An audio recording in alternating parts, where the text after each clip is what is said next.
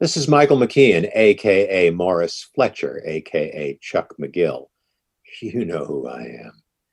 But it's time for Inside the Gilliverse with Eric Broadbent.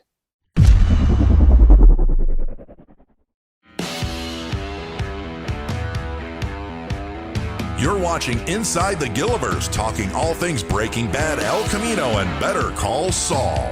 Brought to you by the Royal Baubles Collection at bobbleheads.com. For all your favorite characters from the Gilliverse, shop the Royal Baubles Collection at bobbleheads.com. Also brought to you by Rode Microphones, the official microphone supplier of Inside the Gilliverse. See their entire lineup today at rode.com. Now please welcome your host, Eric Broadbent.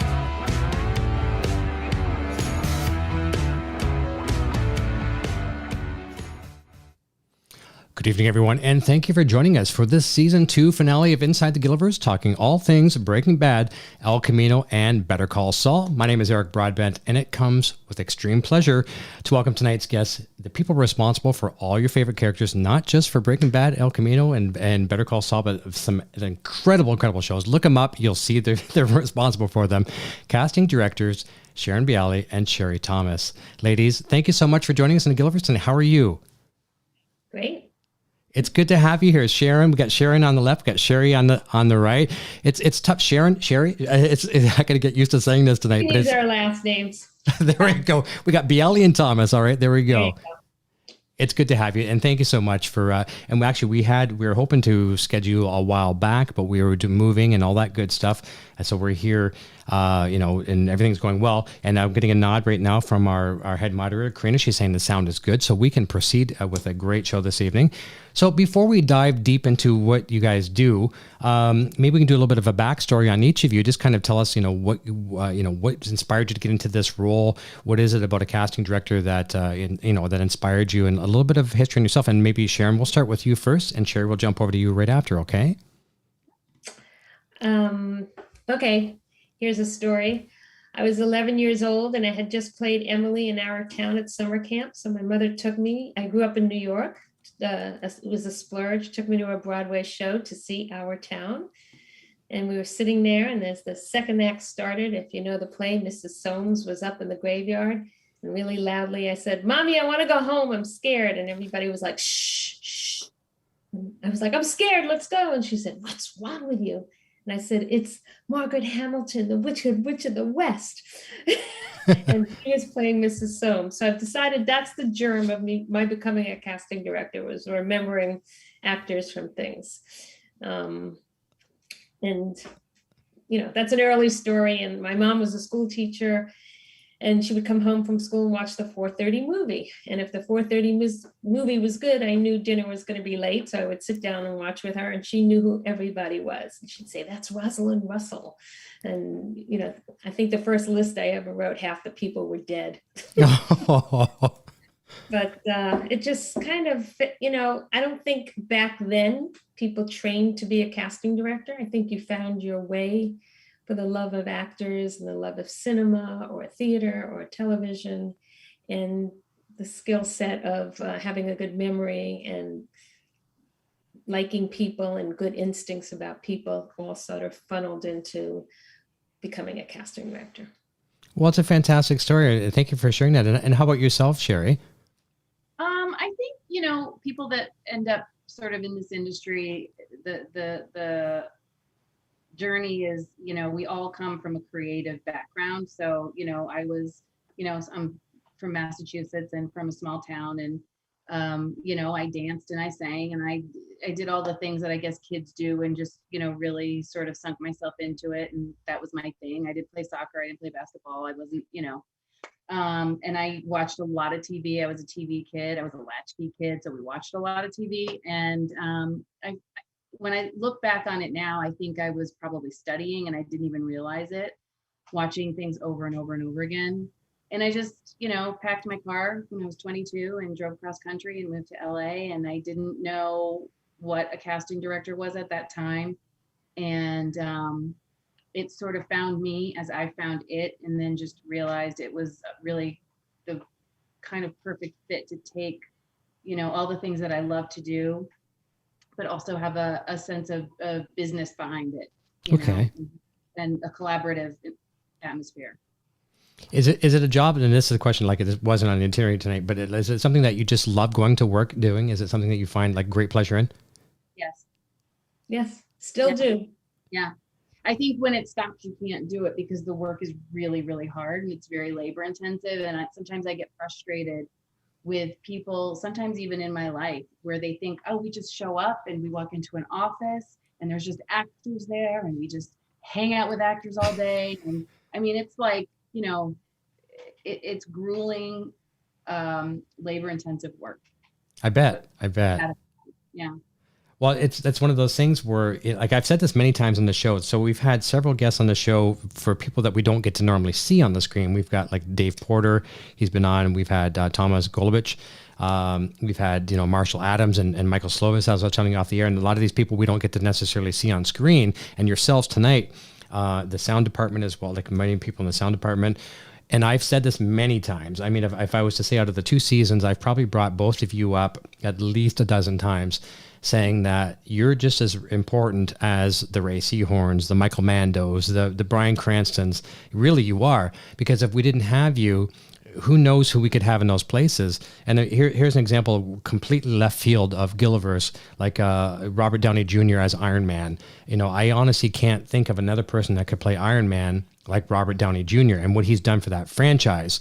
I don't even know who his casting director was, or in a case like that, was it you guys? And I don't think so. Was it? Or I don't know. I don't know. But whoever it was, I mean, whoever cast Robert Downey Jr. as Iron Man, wow, right? And so it was very, very important. But it's like the character that, I mean, Dave's music is a character in the show. Bryan Cranston said that.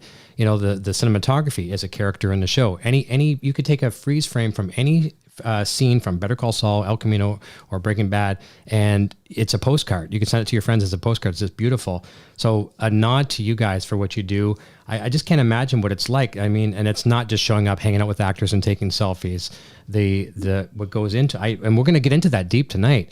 But here's something that we can take a little bit of a sidestep, and this is, again, not written on the itinerary tonight, but we're going to go into a Walking Dead territory for a second. And a character and an actress who I love greatly on Walking Dead is Melissa McBride, Carol. And Carol, going back in her early days, didn't she start as a casting director, Melissa McBride?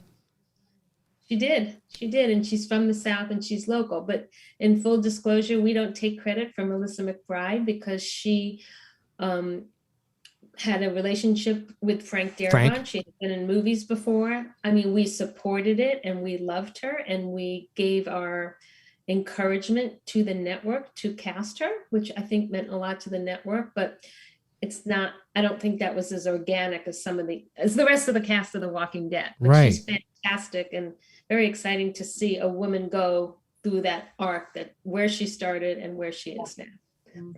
Agreed, and that's something I love about the Gilliverse is the women in the writers' room. I mean, the everything that they do, and everyone that does as part of this team, is such a diverse team, and I think everyone is blessed to be able to work inside. With anything that Vince touches. There's some very, very powerful women. There's powerful actors. There's powerful writers. There's yourselves with the casting team. It's just amazing, and I find it's a big family as well. Do you both feel it's a big happy family working with Vince and the team? Yeah. Yourself as well, Sharon? Yes, sorry, I was letting Sharon speak. Yeah, no problem. Yeah, and I for us too, and on a lot of our shows is we are a big part of that family, but the family gets to spend a lot more time together than we get to spend with them, so that's sometimes you feel like, oh, I want to be at that picnic, I want to be at that I want to brush my teeth next to you. Yeah, I think sometimes the hard part about casting is you're with everybody at the beginning. The pilot of Breaking Bad, we spent so much time in the room with Vince Gilligan, in the room with Melissa Bernstein, but after that happened, our relationship is like this and over the phone.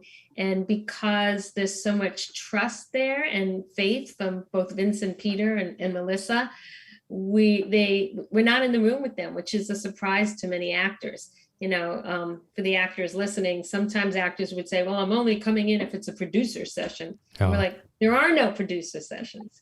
And it's just with us in the room. And if you don't come in, you're not going to get the job, True. Well, a question there too. Again, this is improv off the cuff here, but with the writers' room, with COVID and everything, as we saw over the past year and a half, whatever, that changed the way writers around the world got together, and the Gilliverse team has done phenomenal adapting to that. Has that adapted to you as well too? Have you had to do any kind of casting and things virtually as well? Yes. Yeah, everything. It's all virtually. I mean, we had always received self-tapes starting with Breaking Bad, because we cast all over the United States. We don't just, because everybody has to fly in. It doesn't matter if you fly in from New York or Atlanta or Texas or Chicago to Albuquerque. So we're used to that, but we're not in the room with actors, and we miss that. So we're often Zooming with the actors. And even we used to go to the writers at the beginning of the season, and we'd all have lunch, and we'd see the whole season pitched out on the index cards. So now we do that over Zoom, and we have concept calls at the beginning of every episode. And actually this year at the beginning, it was kind of nice because we did it on Zoom instead of on a call. But then we went back to phone calls. But that's where we really talk in depth about each character with the writer and the director and Vince and Peter. And I think people would be surprised how in depth those conversations are, down to the waiter. Wow. So non-speaking roles that are cast. Right. That on any other show would be an extra. Okay. So they are meticulous in terms of really thinking through the nuance of each character. And sometimes we're like, oh my God, and then it's taking so long. And then the other times you go, this is why the show's so good. This is why they care so much. This is why we work so hard to bring in the right actors, because it helps shape the story and the tone by who you're casting. Agreed, 100%. Like I'm sure we've all thought about our favorite characters in the Gilliverse here, and we think, okay, what if Walter White was this person, or what if like Walking Dead? There's when Negan come into The Walking Dead. We're talking territory that somewhat. Obviously, there's all these different people like the John Hams of the world that could have been Negan, and this person could have been Negan, and this person. And okay, yeah, Henry Rollins. But then you've got Jeffrey Dean Morgan. Wow, right? So it's so many people can fit a puzzle, but just the way it's delivered, and then once they prove their worth, like Andy Lincoln for Rick Grimes, fantastic. Who else could play Rick Grimes, right? So thank you to people like yourself. So that's absolutely fantastic. But I want to jump over to actually two things before we jump over to a tiny bit of Walking Dead discussion. So we talk about self-tapes in the world of COVID and things like that. Two funny stories I'll share. And one you'll know for sure. Well, both of you probably know. Did you happen to see, it would be sometime last year, Peter Dyseth was sharing on Twitter. I know you're friends with Peter, and he was sharing a self-tape audition, and his cat, June, happened to jump in and jump on this. Did you guys see that? Yeah, I saw some version of it. Yeah. Wasn't that the funniest thing ever? And I think it was something like, he's so polite, and he's like, "Oh, help me, dear Lord," when June jumped on the screen, and of course she takes the full credit of the scene. And then when Michael Mando was on the show, he shared a story with us. Did you work? But either of you work with Michael Mando for auditioning for Nacho? Okay, yeah. I figured so. He shared a story with us about recording the late hours of the evening to do a demo tape and sending it. And apparently, if I have the story straight, and correct me if I'm wrong, it was sent off and there was no audio. So he had to quickly overnight somehow get an assistant to help him redo the tape again and send it to you. That's what I was told. Is there any? Am I close to being accurate on that story? I feel like yes. Okay. Yeah. Sounds very familiar. But I know he was panicking, right? He's not the only one it happens to, so I think that might be why we don't remember. It's like, that was great, but there's no sound. I can't imagine the pressure. I mean, you're getting a chance of a lifetime, you know. I mean, there's people that just dying to be on. It's somehow connected to anything Vince Gilligan, Peter Gould, touches, and then you send it. It's like no audio. It's like, oh. Yeah. Well, I think the job of a casting director, honestly, is, you know, to make sure that you are paying attention and you watch every single tape that comes in. And if somebody is captivating you without audio, then you know something is there. Right. You know, and it lends itself that it didn't matter if there was audio or not for him. He was compelling. He was. Which made us lean in, and there he is.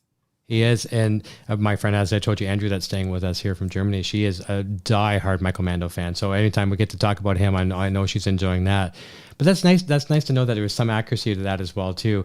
And of course, that was back when Tom was a co-host with me as well, too. So it's so hard to talk about anything serious with Tom. Tom, as you know, is the biggest jokester on the planet. So yeah, it was. I was like, I have a good sense of humor, but I was so hard trying to keep my composure with those two going. It was incredible. But let's jump over to The Walking Dead for a second, just for a quick second, just because there's a lot of fans that watch this show that are obviously fans of The Walking Dead as well too. Has it been fun working with that environment? And I'm a bit biased with The Walking Dead. I am good friends with Glenn Mazzara, who you've worked closely with before as well too. And I'm a little bit biased towards the early seasons when he took over from Frank Darabont. And through towards the end of season 3, early season 4, was it a fun experience working in the Walking Dead world? And also, we're still in it. Yeah, I know. That's what I'm saying. Has it been a fun experience? Yeah. It's kind of great because we're in season 11, and I think we all feel that the work we've kept the level high. Mm-hmm. We haven't diminished our expectations. And I think the level of actors that are coming into show, even at the end, is pretty phenomenal, and we're quite proud of it. I think, we were asked to participate in a print article that we did the interview a few days ago, and what it did for me, and I think I can speak for Sharon as well, is it just really sort of made us reflect on casting the pilot 11 plus years ago, because it takes time for it to come out, and really sort of go on that journey again and feel that same sort of pride and excitement in discussing the matters that we were discussing. It was really great. That's fantastic. But was it hard to see? Like, I mean, Andy made we won't spend too much time on Walking Dead. I mean, a great television show. But was it tough to see Andy make that decision to leave, for family and other projects? Like, I mean, it's tough to see Rick go, but. Sure, but for me, I can see for fans, yes, but for us, with the understanding of what it really takes to make that show, mm-hmm. It was. I think it was very understandable. I think there's a great team around him, surrounding him as well too, and he was always the type of from what I heard from everyone that I've spoke to. I used to do a Walking Dead podcast as well too, talking about Walking Dead, and everyone said he was just such a champion. He would show up even for the smallest roles that someone would be appearing on the show. He would be there to coach them and encourage them and be there while they're doing their scenes. And I think he just nurtured that environment that as soon as he was gone, everyone grew. He was kind of like the father of the whole team there, and everyone grew. And just when he was gone, they took over. Yeah. Well, we've got some great questions coming in from some of our members and super chats as well too. So here's a question from one of our members, Nat Romero. It says, if a role needs to be recast, this is a good question. And this happens, if a role needs to be recast in the middle of a production, what is more important, to get someone similar physically or to find again the essence of the character? And maybe we'll start with you, Sharon. Well, here's an interesting story from Breaking Bad days. Okay. So once we had cast Bob Odenkirk, it was originally just like 3 or 4 episodes, and he was not available for the 4th episode. So what were we going to do? So the writers put in another character. It wasn't about replacing or recasting, and that character was Mike Ehrmantraut, the fixer. So I don't know if that's recasting, but it's solving a problem. The writers solved it one way. We solved it another way, going for an actor who was, completely different in tone and feeling from Bob. And I don't think we haven't really, I guess we've recast the little girl, the granddaughter, Kaylee. yeah. So in that sense, you're trying to match as close as you can, because little kids grow up after hiatus, but the story is just coming, the next week. So in that case, you try to stay pretty close to the essence and the look. In that scenario too, I mean, I thank goodness that we had, that we as the whole team, the fans and the crew, had the Bob being busy, because look what Mike has done for the show. I really like what he's done. I mean, there's a lot of people right now that say that we could have a Mike spinoff and learn Mike's backstory. I mean, we all say we can have different spinoffs, but there could be some serious writing in Mike's backstory and whatever. But so we're blessed with Mike for sure. Yeah. You can see behind me the bobbleheads on the shelf up there. I think I'm pointing at Mike right now. That's the hardest one to get. Mike Ehrmantraut is so hard. He's such a great character. Love him. He's like this. If you want him to be your grandpa or your dad or whatever, don't you? Yeah. And I hear he's absolutely wonderful. The answer to the question: when you're recasting the granddaughter, you have to find a little kid who's not afraid of Jonathan Banks. Okay. But why would someone be afraid of him? He just seems like the kind of guy that would do anything for you. I mean, what's he like to work with? He is like that, and he's the kindest, most wonderful person. But he has a gruff exterior and a gruff character. Yeah. And actually, he was so kind. He came in to read with the little girls on the callback. No way. When we were recasting it, he wanted to make sure they were comfortable. Wow. I would love to meet him someday. This is a question from Zoko Santos. And the question was, what were the conversations behind casting Jesse Pinkman? Because I remember in an interview with Aaron, he said no one wanted him in that role besides Vince. It's shocking he killed the role. Anything either of you can comment on that?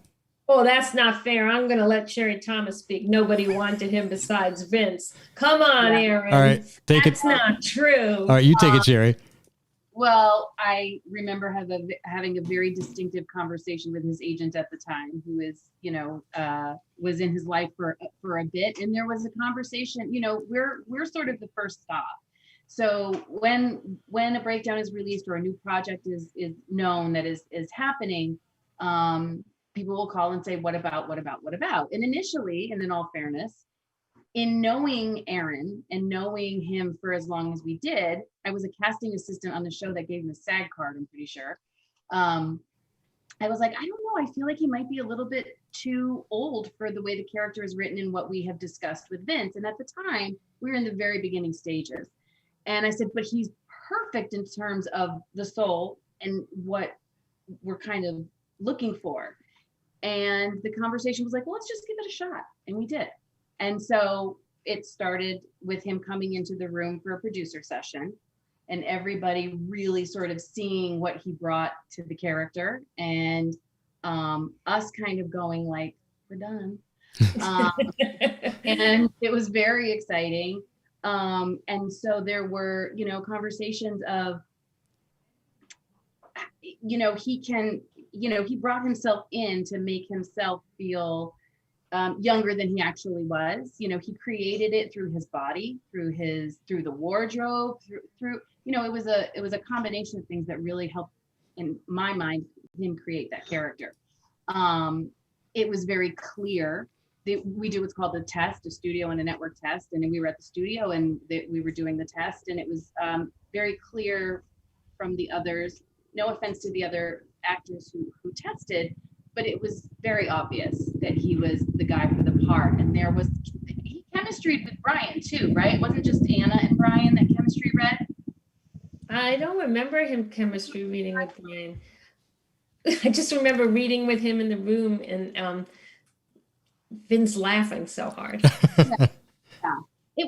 Look, I think that there were conversations outside of the Gilliverse, if you will. Yeah. Of corporate America that we're having conversations of, is this the perfect person? So maybe that's what he's referring to, but we were like this since the day he walked in the door. And look what he's done. I mean, and it's amazing, like you say, talking about being the younger character, like just with the dress, the attitude. You swore he was younger, and that's a hard thing to do. Like you look back, like the Johnny Depp days, like 21 Jump Street and stuff like that. It's so hard for. Well, I shouldn't say it's hard. I mean, for a good actor, it's not hard. It's hard for us as the consumers of the product to watch, and someone's 25 years old, but they're playing a 17-year-old. And then they do it. And it's like you take that stigma out of your mind, they're older, but the way the writing's done, the way the acting is done, you're like, wow, I believe this person. And we watch a lot of shows today where we know they're older, but we can believe in that moment that they are that age that they're being portrayed. It's really amazing with the proper talent. Mm-hmm. For sure. Another good question. This is a good one as well too. I mean, all of the questions that come in here are so good from our fans. I'm a big fan of, as you watch these shows multiple times, you might think Walter's a good guy the first time around, and then the next time you watch him, like, you hate him. And Anna Gunn has got some bad press because she's such a great actress. So this is a question about Anna from Mike Falgout. Says, please share any backstory information on the selection of Anna Gunn for the role of Skylar in Breaking Bad. And I can't think of another woman that could have played Skylar as well as Anna did. And I'll leave it to whoever wants to take that one first. Maybe Sharon, take it away. All right. Well, Anna didn't, we knew Anna well. I knew Anna particularly well because I come from casting theater, and Anna Gunn is a fantastic theater actress. She was part of a theater company at the Matrix in Los Angeles, and I had seen a lot of her shows. But she also was my reader when Sherry and I were working for La Jolla Playhouse and doing Shakespeare. And I am a very good casting director reader. I am not good at reading with an actor with Shakespeare. Okay. So Anna would come in and read with the actors and be my reader. Without fail, the director would always turn to me and say, can we cast her? But so we developed a very nice, working relationship that way. And we wanted her to come in and read for the role, and she didn't show up for like 2 weeks because she was sick. Oh. And I called her at home because I had her number because she was, one of my readers, and said, get your ass in here.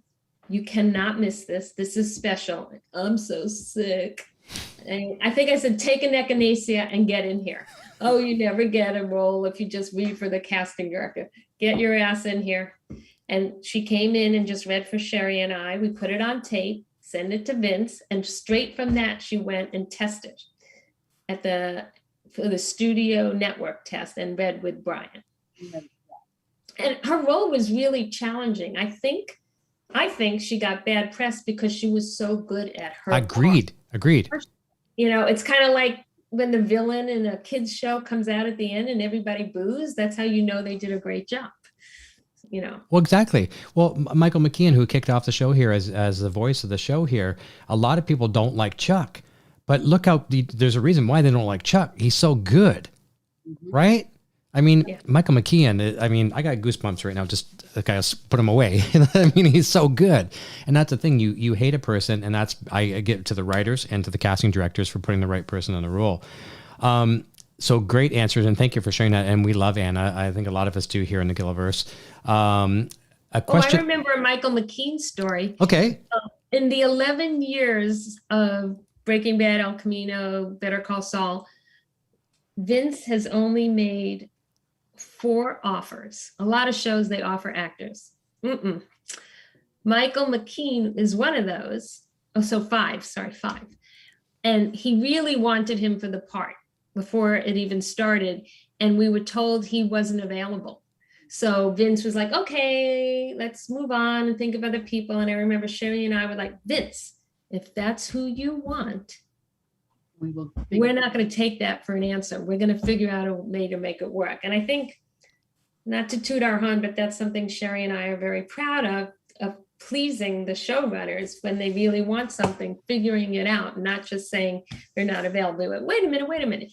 Because he was doing a Broadway show, right? And I was like, maybe we can get him out on Mondays and he can fly and just do his, fly out Sunday after the show, shoot Monday, that kind of thing.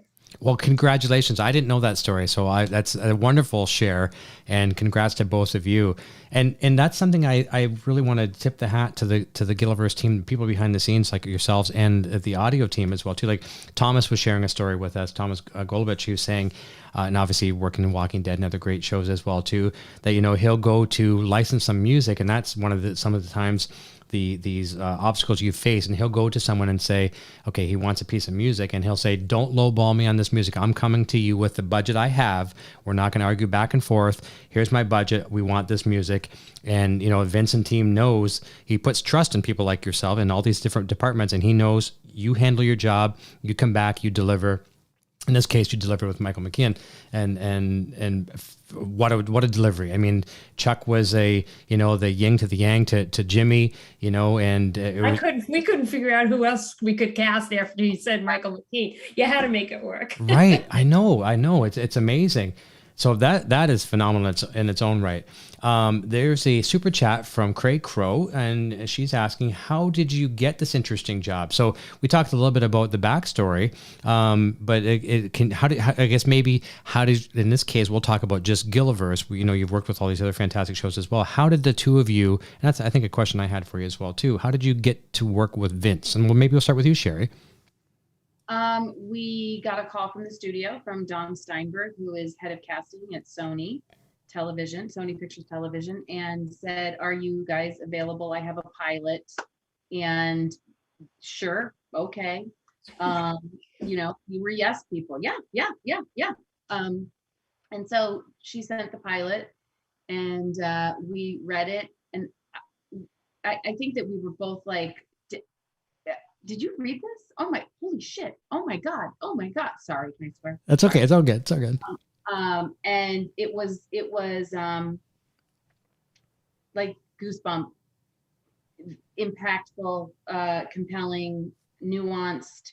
I mean, pages and pages and pages of just descriptive text and a narrative with this amazing, beautiful, dialogue exchanges in between. I mean, it was just writing that you dream about reading, in our opinion, as a casting director.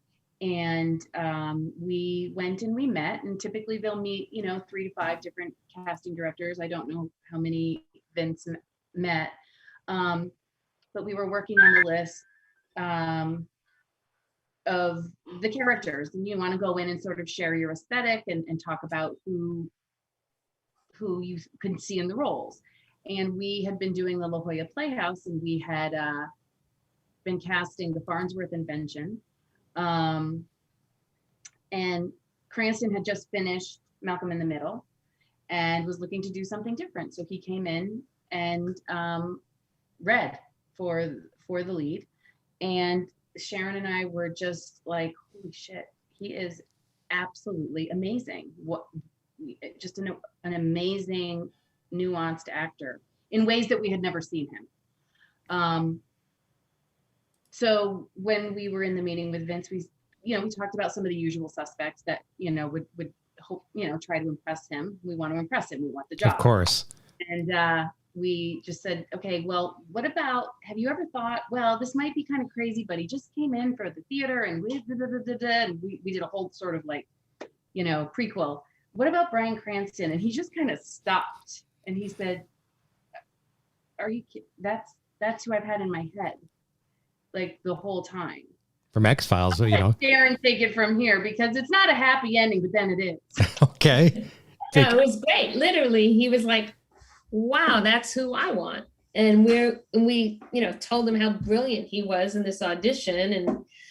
And, studios and networks want to hear other names, and you do that job. But I think the 3 of us developed a plan to make sure that it was going to be Bryan. So Bryan came in for a meeting, and he's such a smart actor. Because even though, he was the lead in the show, so he, at that time, wasn't going to, read right away. He was so smart because he came in to talk about the character, and he did some of the dialogue from the script. As Walter White, as a way to talk about it. And okay. I thought, wow, what a smart guy. And then he actually got an offer from Fox for another sitcom. So his agents called and said, look, he has this offer. What do you want to do? And we called Dawn Steinberg, and to her credit, she got Jamie and Zach.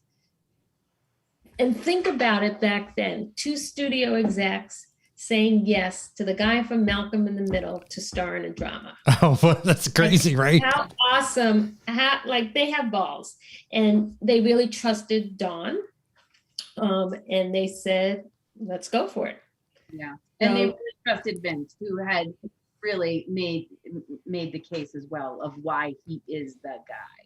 And, at the time, Vince Gilligan wasn't Vince Gilligan. So they really believed in the artist. That it almost wasn't us sitting here. Yeah. That's the best part of the story. I know. None of us. I wouldn't have this show either. The Gilliverse. What's Gilliverse, right? It almost didn't happen. Well, that's the thing with all of you. And with Vince has earned, and Vince and the team, I'm not just saying Vince, but Vince and his wonderful team has earned that reputation. So when you go to these people now, whether it's licensing some music or going to get a particular actor, there's trust now. There's this foundation that's been built over years and years and years and years, and it's credibility, and people just, okay, it's the team, it's Vince's team coming to us, let's talk. And I think that's not easily done these days. And like you say too, we're gonna get the guy from Malcolm in the Middle to be a drug lord. Are you serious? Right? I mean, literally, that's probably the conversation that came up. Absolutely crazy, but it worked. And there again, fantastic. And it's interesting because, now if you jump to El Camino, where, Vince has had all this success, and then we're casting El Camino, everybody wanted to, come in and be a part of it. But that wasn't the case when we were doing the pilot of Breaking Bad. There were actors who was like, well, we're not going to read. We don't want to do cable. At that time, cable was so new. Yep. And we don't know who he is. So I think it's a lesson to go off the written word, because when you have a script that's good, you got to know something's really special behind it. There's a special mind behind a script like that. I agree. Well, Michael Slovis shared some stories with us as well too. I mean, I guess the whoever the people were involved at the time reached out to Michael and was like, we'd like to have you come and work for us. And I think he didn't jump at it immediately because, he talks to his wife, who's his sounding board, and everyone has a good woman behind them. All the people that are successful has a more successful person behind them. And it was his wife, and said, no, no, don't do that. Let's don't make that move, whatever. And then he found out how, started looking a little bit more at the scripts and stuff like that. I guess they sent him a lot of the episodes and from the first season, and like, I want to be part of this. And I think that's what everyone started to do. Like, we need to be part of this. People just busting at the seams to have a role any way they can. And that really said something about Vince and the writing team. I mean, the writers, I know I'm very biased because it's a show that's very close to my heart. But the writing team on this show, all the shows, is just absolutely brilliant. Yeah, it really is. It is, and when we get the scripts, it's so special because it's like reading a great novel. And I was like, oh my God. And we'll call each other. And may I just bring up, this is not just Sherry and I. We have a team. We work in teams in our office. And Russell Scott, who's casting Better Call Saul with us and was on Breaking Bad. And Alyssa Morris, who was the assistant on the pilot of Better Call Saul and is now an associate. So we all, kudos to them. We all work together and we'll read the script and we all call each other like, oh my God, didn't you love that part? Oh, and then you actually go, oh, wait a minute. We got to read it again because we have to cast it.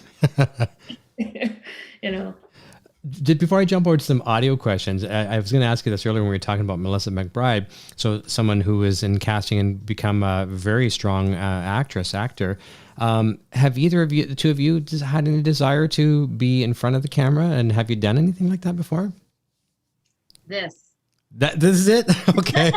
So is this your acting debut? No. Okay. No.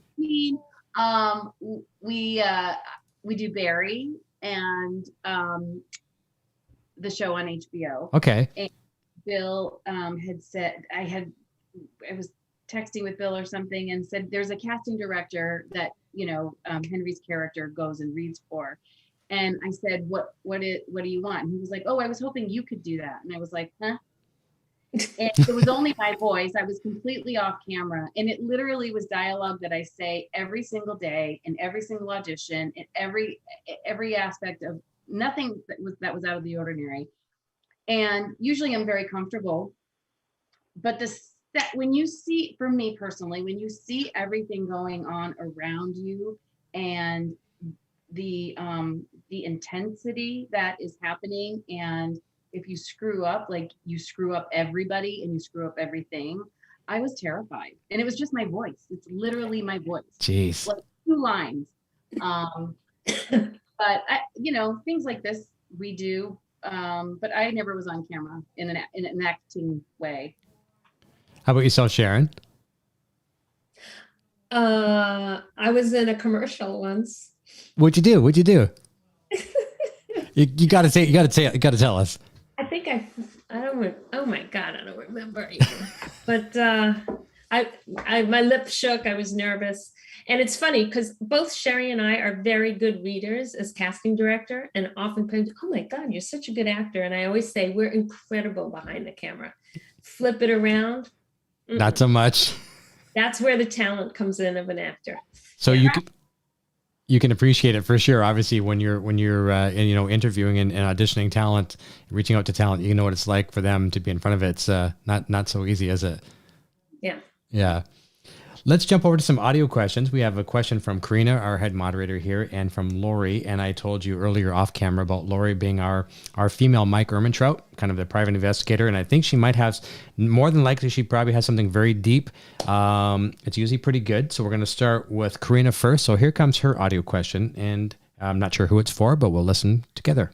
Hi, Sharon and Sherry. Welcome to the show. This is Karina. My question is, how soon did you realize Jesse Plemons was right for the role of Todd in Breaking Bad? Was that a harder role to cast? Also, a comment. I'm excited to hear you both are big fans of The Wire, which was filmed in my state of Maryland. Thank you. Good question. Jesse Plemons, Todd, a great cast. So we'll take it from there. Sherry, creepy Todd. Creepy Todd. Again, it starts with the process, and I was a huge fan of Friday Night Lights. I watched it religiously on, as appointment television. And it was another situation of and having a conversation with an agent and thinking, is this in his wheelhouse? He was starting to get offers and be an offer-only actor, and I said, that's not going to happen. So if you feel like it's worth it, he should come in and read. And so he did. And he came in and we read together in the room. I feel like I might've been like 7 months pregnant or something like that. And trying to do that scene, the first scene where you meet him, and I'm so pregnant. And I think he said he was really kind of nervous because he hadn't been doing it. And then he walked in and he saw like a pregnant lady and he was like, oh, okay, at least they'll be nice to me. Oh, but he's fantastic. And there was another actor also fantastic. And they brought different qualities to it. And there would have been a different balance, I think, with Jesse Pinkman. okay. And I think that, through conversations, which is how a lot of decisions are made, and thinking ahead, he really was the guy. And then we ended up casting the other one as, Penguin in Gotham a year later. So it was a wonderful thing to happen for both of them. Now, there's a process that I don't think really people realize, where we audition a lot of actors and we find talented people by meeting new people all the time. We, of course, establish relations with actors who time and time and again come in and do good work. And we keep bringing them in because we have seen them do such good work, not always on camera, but in our audition room, and they don't get the job. So that process is enjoyable. Ray Seahorn is a product of that process. Mm-hmm. Ray. It's cultivating relationships. We probably read for 9 years before we cast her. Are you serious?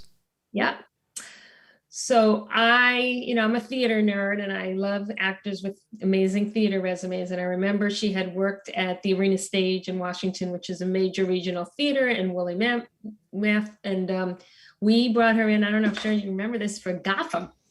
Not Gotham, for Jericho. Wow. Yeah. And she had these long monologues. And we would always bring her in for the shows where you had these long monologues because she had such craft with the language. And she really wanted this one job that she didn't get. And they went at the time with a name because they wanted a name. But she just kept coming in. And right before the audition for Better Call Saul, she was up for a pilot and she tested and she didn't get it. And it was right as we had just received the script for Better Call Saul. And I've never done this to an actor, but I remember saying, you are going to be so happy you didn't get that part because there's something coming up and trust me, you're perfect for it. Mm-hmm. And it doesn't happen very often. I don't even know if it happens to Sherry that you read a script and you think of someone. Believe it or not, it doesn't happen that often. It's rare, but that happened because she had kept coming in. And when we were talking, I mean, you didn't take a lot of convincing because Vince and Peter could see the talent, but we could speak to not just what she was doing in her audition for Better Call Saul, but we could speak to a whole range of different types of work, maybe that she wasn't even cast in because we had seen her work so much in the room. And I think at the time she had told me that we were the only ones who would bring her in for dramatic work because she had been in comedies and she only was getting auditions for comedies, and the only office she did drama was our office. Mm-hmm. And you also get to know them as people, which is important. You need to know if they're good, kind people that you're bringing into a world of other good, kind people. Exactly. And as I kind of shared some notes with you guys as well too on an itinerary tonight, Vince has talked about the discovery of Ray. And I mean, who knew? I mean, we know Jimmy McGill, Saul Goodman, we know this character is going to be like this, the whole focus of this new spinoff. And then there's Ray Seahorn, Kim Wexler. And now everyone is like, we know what happens to Jimmy. We know how he goes from this guy to this, a criminal lawyer. And we've got now his better half, his conscience we got Kim, and what's going to happen to her? And, back in the early seasons, we almost lost her with different scenes. We thought she was going to die then. What's going to happen to her? And the whole world is hanging, sitting on the edge of their seats because she's done such an incredible job. I mean, she really is something else. Yeah, she's an extraordinary actress. And I think that's why Sherry and I have said this when we cast for the first show, the pilot. Mm-hmm. You don't just cast for that episode. No. You cast thinking, will they have the craft 3 years from now to go where these writers will? We don't know where the writers are going to take her, but we know these writers are amazing and they're going to go somewhere with her. That's right. I don't know who said this, and I feel so bad for not knowing who said this, but I know it's probably been said more than once by some of our guests on the show, that there is no small role in the Gilliverse. There's none. None. If you're like a waitress in a bar walking by, or you're a skateboarder bouncing off of Jim McGill's windshield, you know what I mean? There's no small role, and that's so true.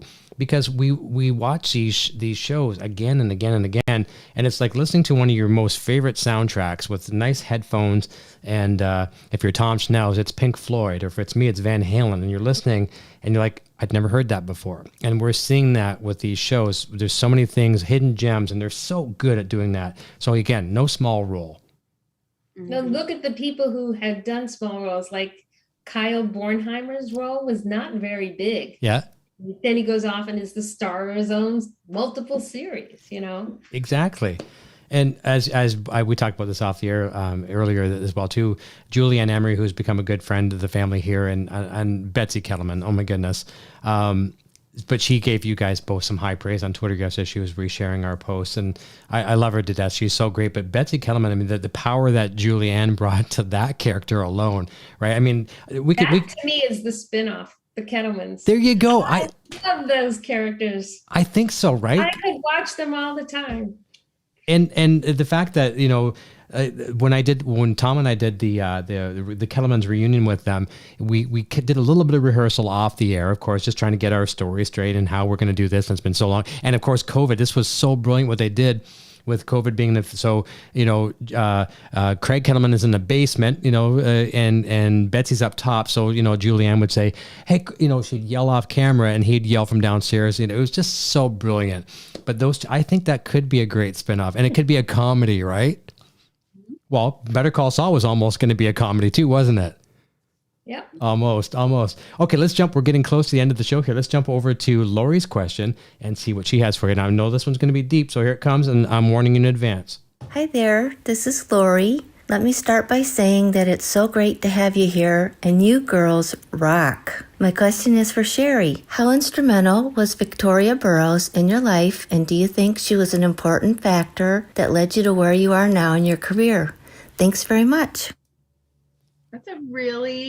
That is a deep question. And yes, she was extremely instrumental.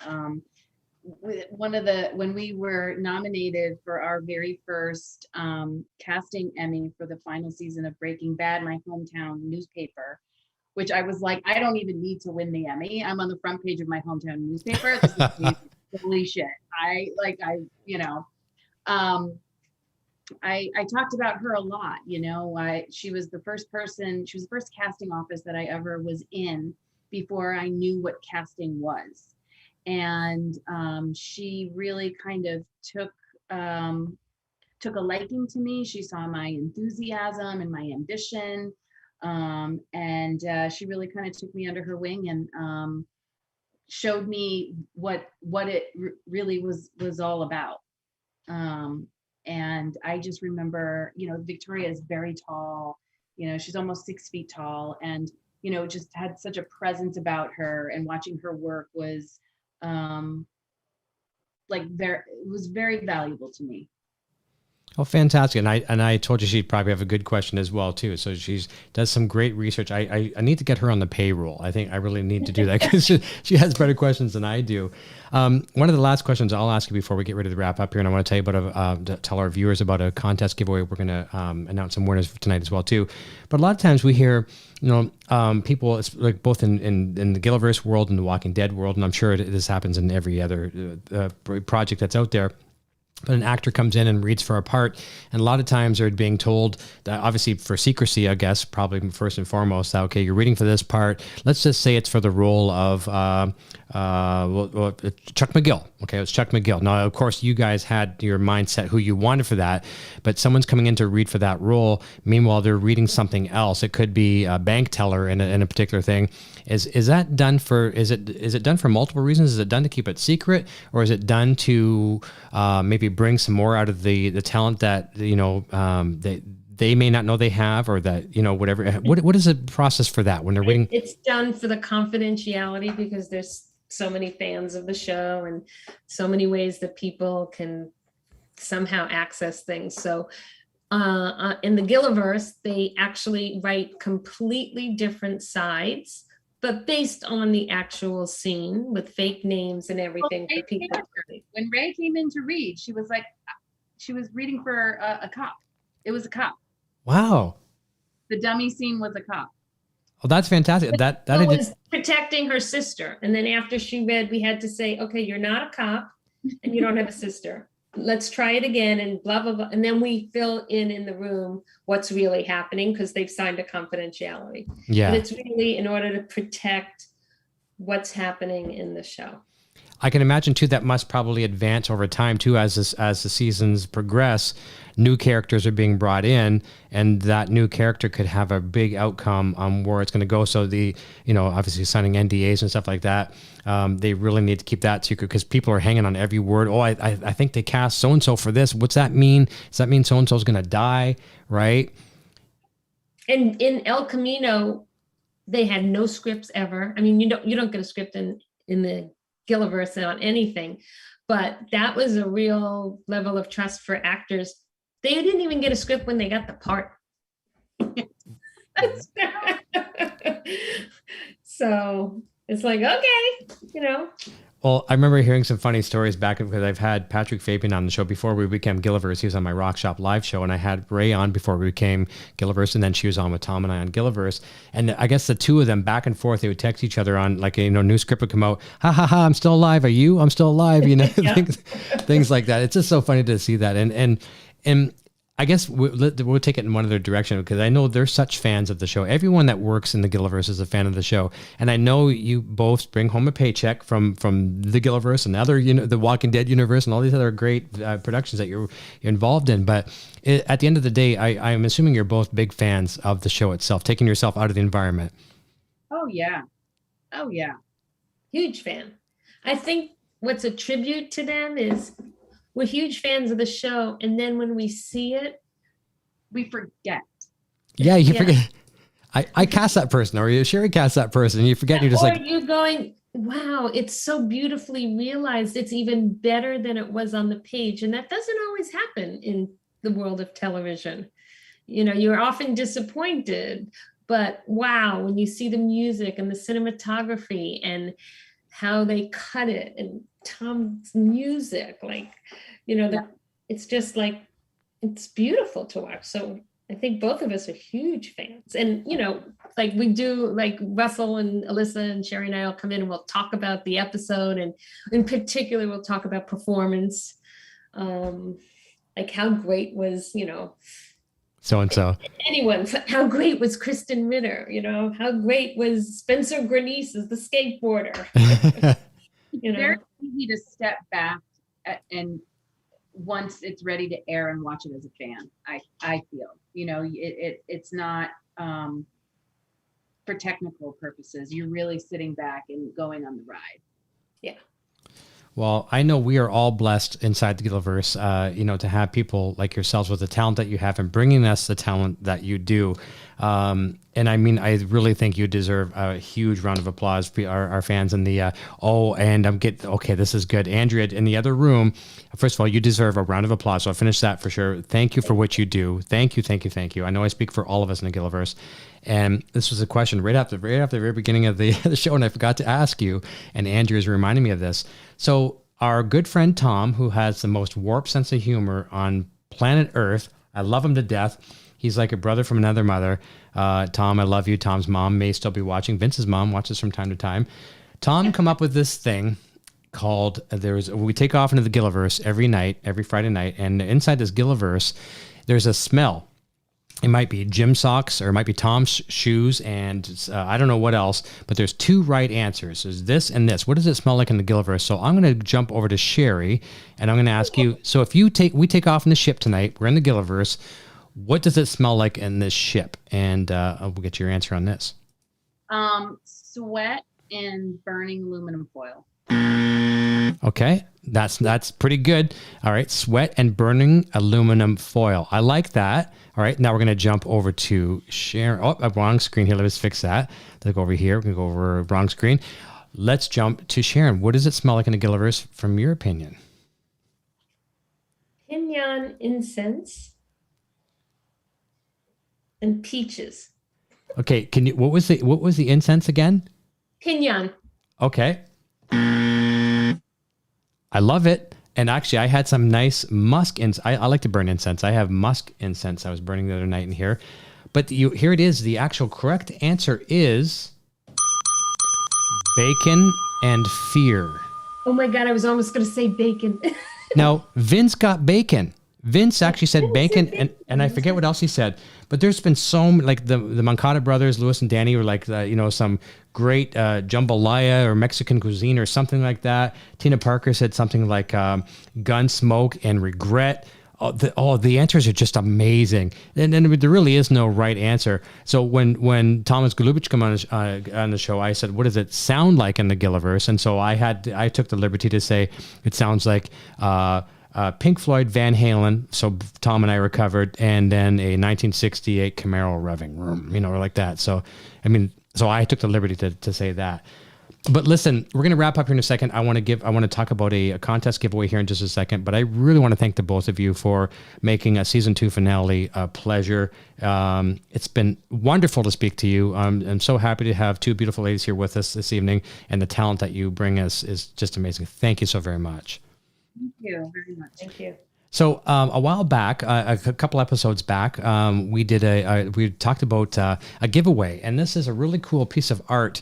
It's a limited edition. It was designed by Marion Art on Instagram and Twitter, and our friend Andrea here. And it's basically talking about Nacho, and you kind of see the artwork here as well too. I'll try to show it a little bit, and it says, Nacho's the kind of guy who wouldn't squash a bug with a sledgehammer. That's Vince's quote, right? Nacho's that guy. He wouldn't hurt anybody.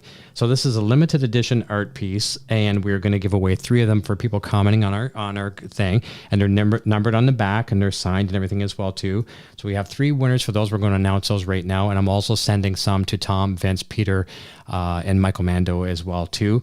So we'll be sending those. So the winners are for those, and a big round of applause for those. The 3 winners are VZM McCoy, Preston Rutherford, and Zoko Santos. So those 3 winners, please contact either ourselves at info@musicyournetwork.ca or reach out to our moderators, and we'll get those out to you as well.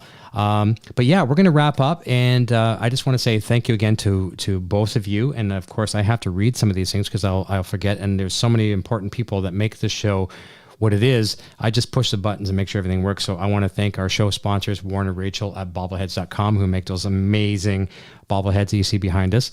I want to thank Karina, our moderator manager, and her incredible team, Eamon, Jen, Renata, and Andrea.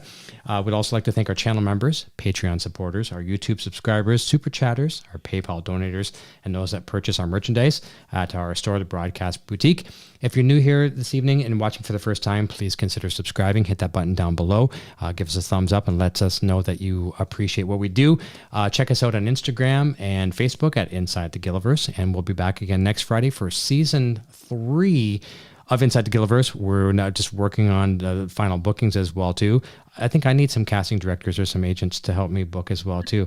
I'm not sure if I could afford you guys, but I'll maybe one day. We'll see. But I want to really thank you both. It's been a pleasure, and I'll say goodbye to you both off the air. But I hope you guys have a great weekend, and maybe I'll extend the open invitation to both of you. I know, as far as I know, and I'm not going to ask you for any commentary on this because I don't want you to commit to anything you can say, but I know they're probably somewhere around episode 10-ish right now with Better Call Saul. So as we get closer to airing and when the show airs, love to have you both back and maybe comment that looking back now, the shows are starting to release on TV, and we'll see what's transpired since then. Okay. Awesome. Okay, well, I'll switch over to the other screen here. We'll say goodbye to you off the air. Everyone, thank you so much for a fantastic season 2. It's been an absolute pleasure. I love doing this with you. Trust me, I love connecting with all of you around the world and learning from all of you as much as you like watching as well, too. And we'll look forward to seeing you next Friday. Season 3 starts very, very soon. Let's keep the Gilliverse rocking. And until next time, cheers.